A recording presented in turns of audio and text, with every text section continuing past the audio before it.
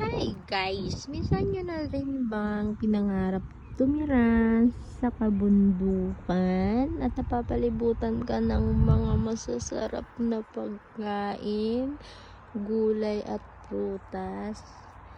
Yes, isa ako sa mga nangangarap na tumira at magkaroon ng maliit na farm.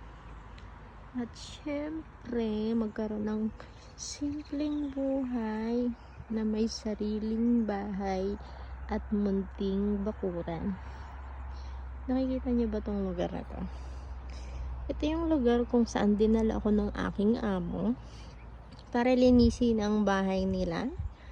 Isa sa mga bahay nila dahil ibinebenta na po ito. So, tingnan niyo naman kung gaano kasarap tumira sa lugar na to. Kung ganito kadami ang gulay at prutas na madadatnan mo. Sobrang fresh. Fresh na hangin, fresh na gulay, at fresh na prutas. Sobrang na-miss ako na may ganitong lugar. Dito, na halos nasa bakuran mo ng lahat ng kailangan mo. At syempre, napapalibutan ka ng bulubundukin. Tapos may maganda at malaki kang bahay. Ay, hanggang tingin na lang ako or hanggang tagapaglinis na lang pala talaga ako ng mga ganitong bahay. Ay, ito nyo naman kompleto sila sa bahay kubo.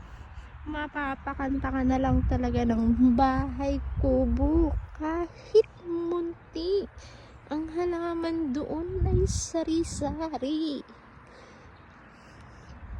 Sibuyas, kamatis, bawang at luya. Tsaka meron pang labanos, mustasa. Joke lang, di ko tuloy alam kung ano talaga yung pinakang lyrics ng bahay ko. Pero, ito try ko nga kantahin sa mga susunod na araw. Na-amaze lang talaga ako. Nawawala ako sa sarili ko.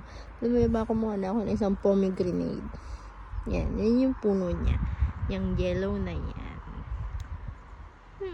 Amaze na amaze ako dito. Sobra. Kompleto na. Dito na lahat. Yun lang. Thank you.